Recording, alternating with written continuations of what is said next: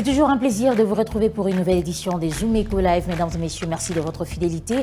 Au cours de ce magazine, nous parlerons de la tendance des produits miniers du 1er au 6 décembre 2025.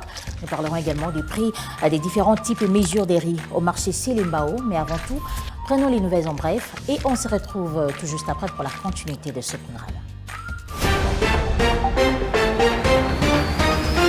Le gouvernement de la République démocratique du Congo prévoit de mobiliser 40 millions de dollars américains sur le marché financier local à travers une nouvelle émission d'obligations du Trésor libellée en dollars américains.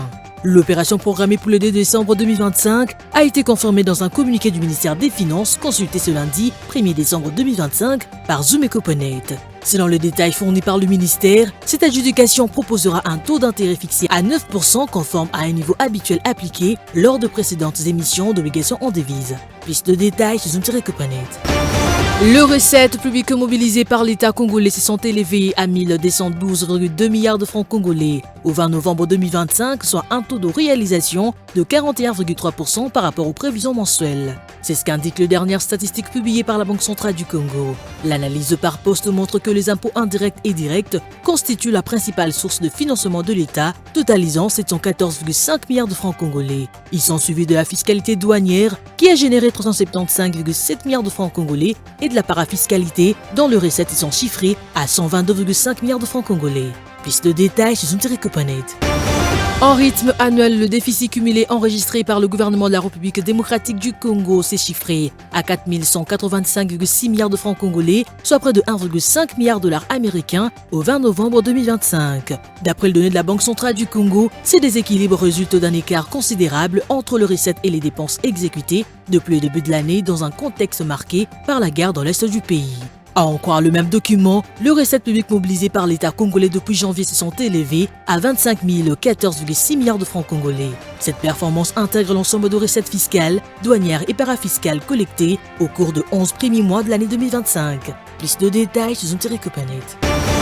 L'entreprise singapourienne Embed Financial Group Holding a annoncé la signature d'un accord cadre de service avec la régie de distribution d'eau visant à moderniser et à accélérer la transformation numérique de gestionnaires publics de l'eau en République démocratique du Congo. Selon l'annonce officielle, ce partenariat stratégique doit permettre de renforcer la digitalisation de recouvrement de recettes tant auprès de ménages que des entreprises et d'améliorer la transparence financière de l'établissement public. Dans le cadre de cet accord, la Régie des eaux et EFHG mettront en place une solution de paiement numérique sécurisé, de dispositifs renforcés de protection et de nouveaux outils financiers destinés à simplifier et rendre plus accessibles les transactions pour les abonnés. Plus de détails sur Zoom-Eco.net. De retour sur ces plateaux pour prendre cette fois-ci les chiffres clés avec Judith Unamaka qui nous parle avec précision de la tendance des produits miniers du 1er au 6 décembre de l'année en cours. Elle fera son entrée juste après ceci.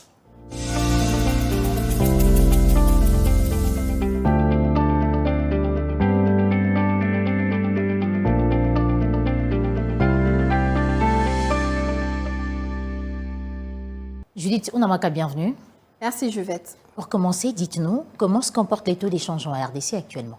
Voilà, concernant le marché de change actuellement en République démocratique du Congo, commençons justement par l'officiel où 1 dollar revient à 2218 francs congolais. Un franc CFA se change à 3,91 centimes et 1 euro salienne à 2570 francs congolais. Maintenant, prenons le cas du marché parallèle.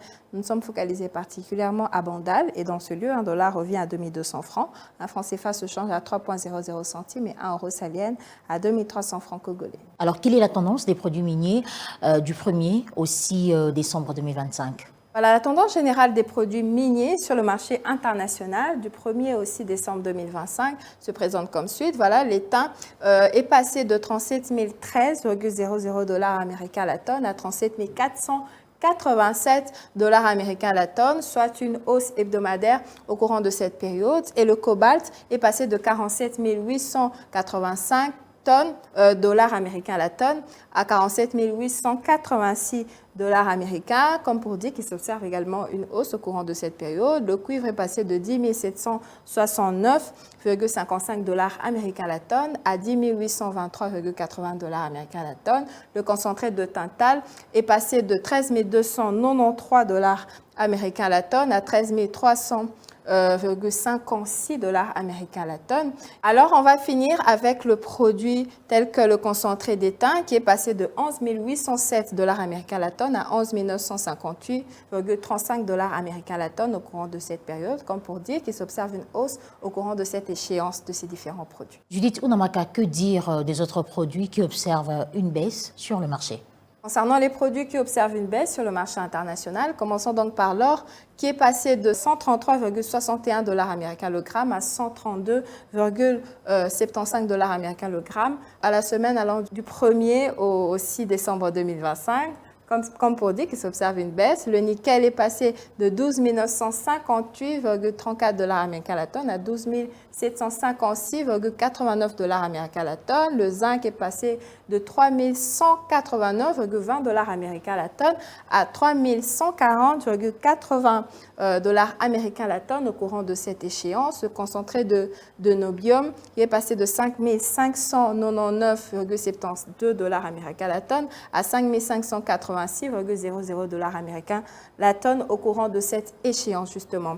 Et ce n'est pas tout, on poursuit avec les produits toujours qui observent une baisse au courant de cette échéance, dont l'argent qui est passé de $1,69 américain le gramme à $1,66 américain le gramme, comme pour dire qu'il s'observe une baisse. Le métrail transformé est passé de $775,84 la tonne à $752,42 américains la tonne au courant de cette échéance. Les lingots d'aluminium qui est passé de $1,326,26 américains la tonne à $1,316,27 américains la tonne au courant de cette échéance.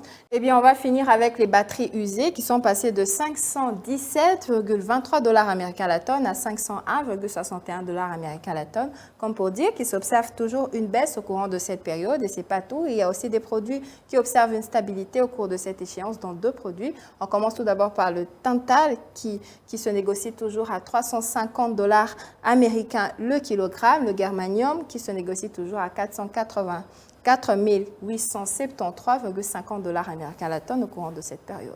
Merci à vous Judith pour ces détails chiffrés. C'était un plaisir. Félix Tshisekedi et Paul Kagame attendus ce 4 décembre 2025 à Washington pour paraffer un accord de paix entre espoir d'une part et doute de l'autre. Que faut-il retenir de cet accord? On en parle dans le dossier du jour avec Gardi Diana qui sera avec nous juste après ceci.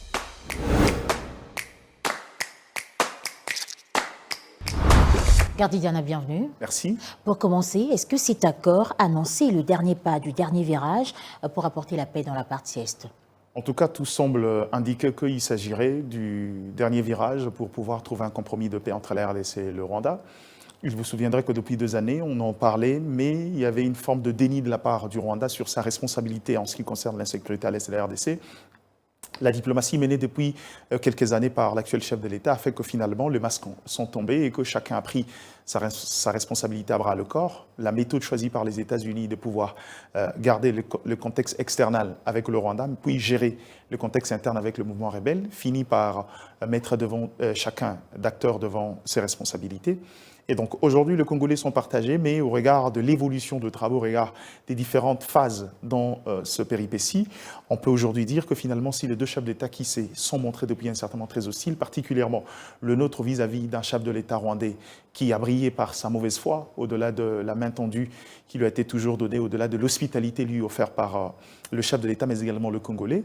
Donc aujourd'hui, on pense que sous l'égide des États-Unis, on sera en phase de pouvoir être devant l'histoire, cette histoire qui pourra amener cette question de la guerre de l'Est qui dure depuis plus de 2 décennies sur une nouvelle phase ou encore vers une paix durable telle que voulue par le Congolais, particulièrement nos compatriotes de l'Est qui vivent ces affres depuis maintenant, comme je l'ai dit tantôt, plus de 2 décennies. Alors, qu'en est-il des lignes rouges établies par Kinshasa dans la signature? À en croire les différents rapports, notamment des délégués de Kinshasa, c'est vrai, les gens se reposent sur le oui protocole édicté par l'accord signé récemment, mais il s'agit ici, il faut rappeler aux gens sur le oui protocole, il y a 2 protocoles qui sont déjà signés, les autres sont sujets à discussion, notamment là où on parle de la gouvernance participative, là où on parle question des réintégrations et réinsertion, mais également là où on parle de questions d'intégration régionale économique. Je crois qu'encore une fois de plus, on fait foi à la délégation congolaise qui pourra tenir fermement sur ces lignes rouges, mais jusqu'à preuve du contraire, Kinshasa est resté droit dans ses bottes. Pas question de parler d'intégration économique régionale sans parler de paix, parce que c'est incompatible. On ne peut pas développer l'économie au niveau sous-régional sans qu'on trouve un terrain d'entente ou qu'on retrouve la paix. J'aime cette phrase qui dit « la paix passe avant le pain ». Et donc, je crois qu'encore une fois de plus, jusqu'à preuve du contraire, Kinshasa n'a pas bougé d'une ligne. Et on attend voir par cet accord-là ou encore l'accord final qui sera signé, les grandes lignes, les grandes résolutions. Mais déjà, encore les délégués, Kinshasa est resté droit sur ses bottes et veut faire respecter le principe tel qu'est dicté par non seulement l'accord des principes signé à Washington il y a sous peu, mais également les différentes résolutions signées au niveau des Nations Unies qui vont dans le sens de pouvoir permettre à ce que les deux parties trouvent un terrain d'entente pour une paix durable et définitive dans la partie est de la RDC. Edgar Didiana, dites-nous également sur le plan d'intégration régionale, y a-t-il des avancées? Au niveau des avancées, jusqu'à preuve du contraire, pas vraiment au regard de la mauvaise foi de la part du Rwanda particulièrement, mais encore une fois de plus, on dirait qu'au niveau de l'intégration économique sous-régionale, Kinshasa reste justement ce soupape qui donnera le temps, parce que si on est arrivé à ces niveaux-là, c'est parce que Kinshasa a décidé de changer son orientation encore, sa diplomatie, sa politique extérieure quant à cette question-là. Aujourd'hui, Kinshasa a décidé d'aller sur un accord bilatéral avec les États-Unis pour l'exploitation des matières stratégiques. Ces matières stratégiques aujourd'hui qui profiteraient à beaucoup d'États.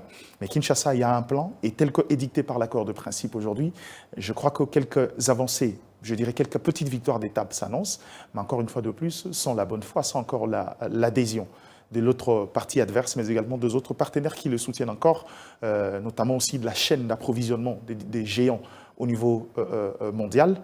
On pourra dire que tout dépendra de l'accord et tout dépendra du respect, mais surtout de la contrainte qu'on pourra mettre autour de cet accord pour que finalement Kinshasa retrouve la pleine puissance de ses ressources et que finalement, s'il faut le partager, qu'on le partage par des voies légales et qu'on le partage dans le cadre vraiment et véritable de l'intégration régionale, parce que Kinshasa n'a jamais manifesté la volonté de vivre en autarcie et il n'a jamais le cas parce que Kinshasa a conscience de son rôle de catalyseur du continent et surtout d'un poumon qui doit tirer vers le haut, l'économie continentale, je dirais même l'économie mondiale. La preuve, c'est que l'intégration dont on parle maintenant, le chef de l'État à son arrivée était le premier à pouvoir poser les actes, accorder au Rwanda la possibilité de raffiner de l'or dans la partie RD congolaise, les protocoles d'accord signés dans différents secteurs, notamment dans le secteur aérien, avec l'implantation de Rwanda Air sur le sol congolais.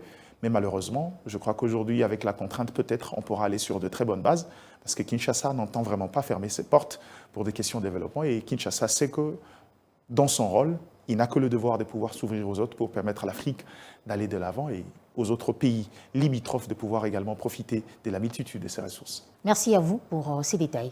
C'est à moi de vous remercier. Suivez-moi tout le jour à travers Zoom Wednesday sur Zoom Eco Live.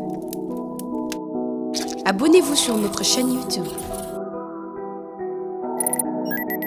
Zoom Eco Live, la référence de l'actualité économique en RDC.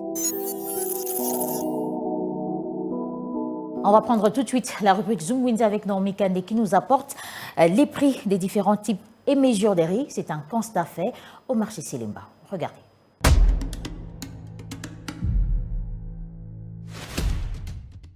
On débute notre marché du jour avec 25 kg de riz de la marque Lyon qui coûte actuellement 76 000 francs et 75 000 francs auprès de quelques vendeurs du marché. On trouve également le Sakombi de la même marque de riz à 1500 francs congolais. Pour le consommateur de riz bébé, son prix est fixé entre 74 000 francs et 76 000 francs pour le sac de 25 kg, tout en dépendant d'un vendeur à un autre. Et 2300 francs est le prix fixé d'un Sakombi de riz bébé. Zoom Wednesday a également pensé à ceux qui préfèrent le riz parfumé. Pour un sac de 25 kg, son prix est à $50 actuellement.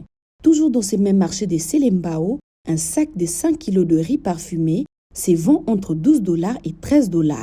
On découvre également d'autres marques de riz vendues au marché des Selembao qui varient entre 70 000 francs et 75 000 francs. Son Sakombi à 1 000 francs et 1 500 francs congolais.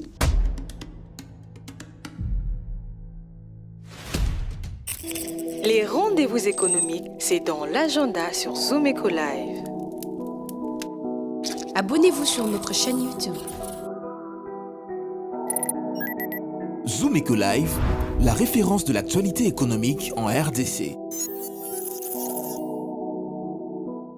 Alors, quels sont les grands rendez-vous économiques prévus cette semaine en République démocratique du Congo? La réponse est avec Adassa Grace dans la rubrique Agenda.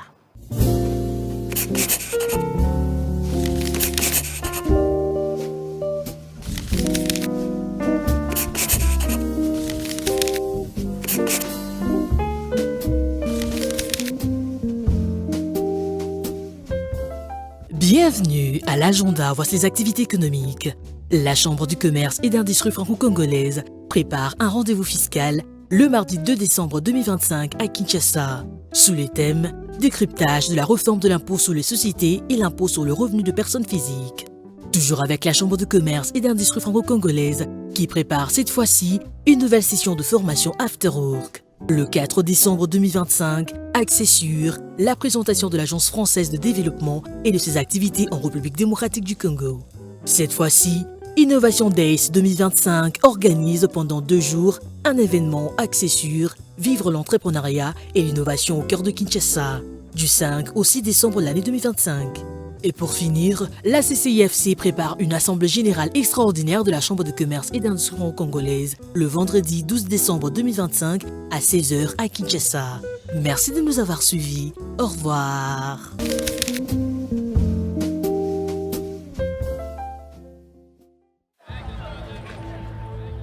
C'est art de se tirer d'affaire, de faire face à la crise, de bricoler, de trouver des solutions avec ce qu'on a sous la main.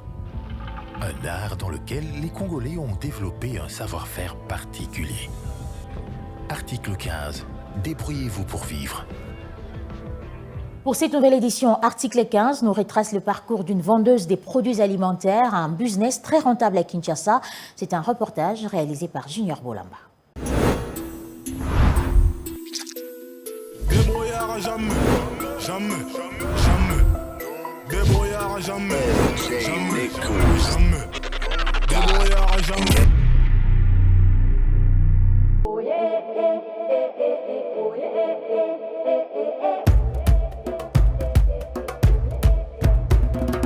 Natekaka ba jus, ba biscuit, ba bonbon, ba pampex ya bana.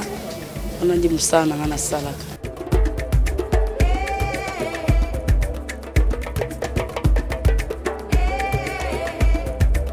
Avantage nanga o na ozo na musala o ezali ke so na teki na bombi mbongo na ngai ya basha biloko na ngai na mbongo na ngai ya kotia likelemba mbongo na ngai ya transport ya bana efutela bana nga minerval ndaku mai courant kana musala nanga o.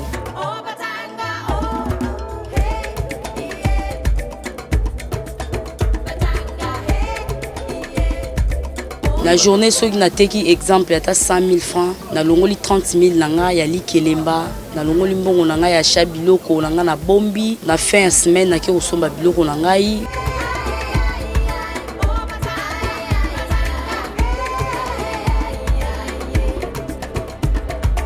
Difficulté na kuta na misala eza pona ba client. Peut-être soit biloko eza prix oyo boye. Ndenge biso toke zandu toyo kokuta ba réalité mususu prix ya biloko eza ndenge mususu mais ba client ba comprendre te ote na mona ki en place boye. Na mona ki en prix boye. Or que eza ba réalité o tozo kuta nango selon biloko ndenge ezote kama na grand marché.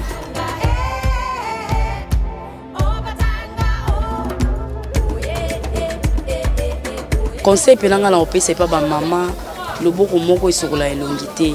Ba maman faut côté les makoluka tant que na bana faut côté les makoyoka soni te koluka pour les avantages zo sunga pe papa na mai courant na bana minerval le kotale la ka papa te faut koluka ko vanda boité maman kanga maboko te.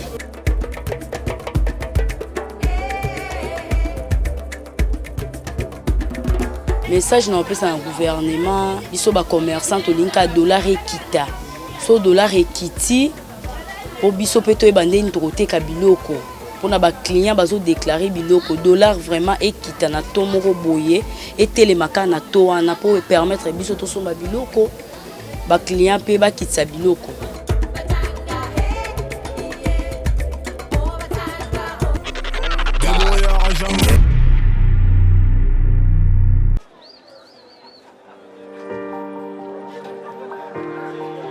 Dans les détails du marché, nous avons appris à vous connaître, à vous comprendre et vous apporter plus de lumière.